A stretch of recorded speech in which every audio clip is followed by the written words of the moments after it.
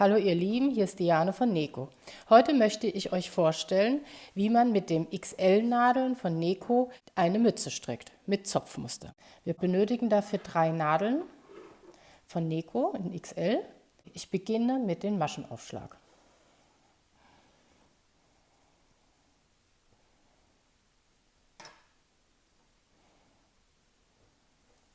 Hier habe ich jetzt 40 Maschen aufgenommen auf der einen Nadel. Die schiebe ich wieder auf den Bogen. Jetzt nehme ich die zweite Nadel und nehme ebenfalls 40 Maschen auf. Jetzt habe ich auf beiden Nadeln 40 Maschen. Die Nadel, an der der Faden hängt, da schiebe ich die Maschen auf den Bogen.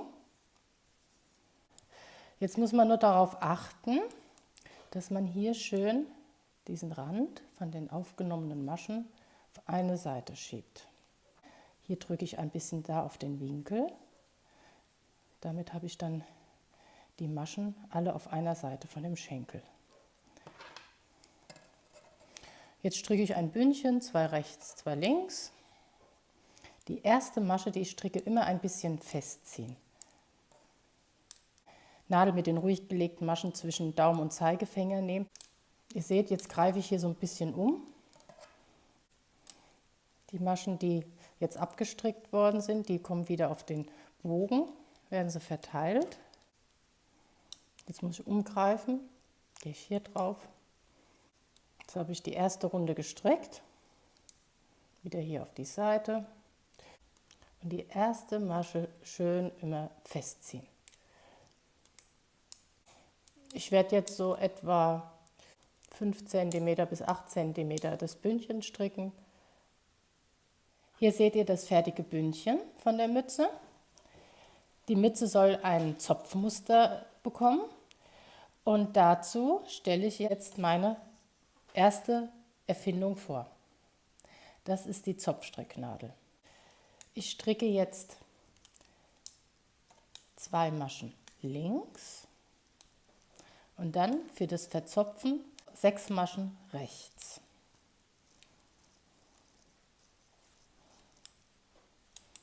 Dann wieder 2 Maschen links. Dann für den nächsten Zopfabschnitt wieder 2 Maschen links, 6 Maschen rechts.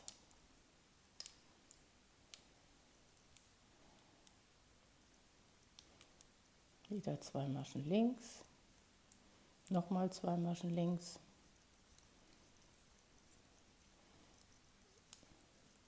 6 Maschen rechts, 2 Maschen links, nochmal 2 Maschen links,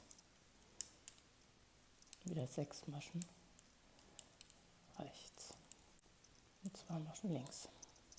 Das gleiche mache ich jetzt auf der anderen Seite. Seht wieder, ich drücke hier ein bisschen drauf und schiebe die Maschen hier auf den Schenkel. Und hier habe ich wieder das gewünschte Dreieck.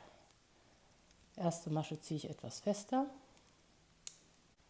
3 Reihen habe ich jetzt gestrickt. Jetzt stricke ich 2 Maschen links. Dann nehme ich 3 Maschen auf die Zopfstricknadel.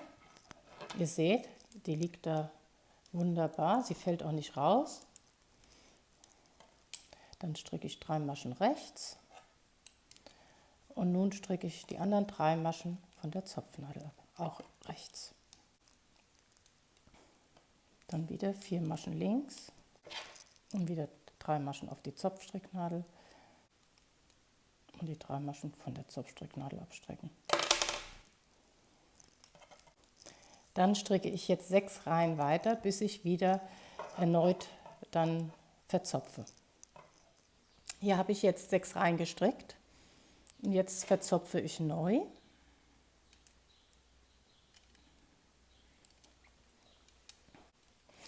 Die Nadel hat extra hier noch mal so einen kleinen Bogen nach oben, damit die Schenkel von der Zopfnadel einem nicht im Weg stehen, wenn man hier weiter strickt.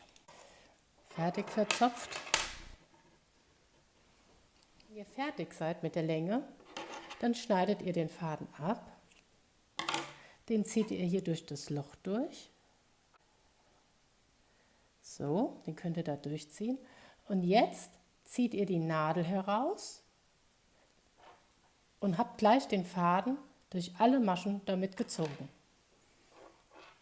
Könnt ihr hier dann schön zusammenziehen. Das gleiche mache ich nochmal auf der zweiten Nadel. So.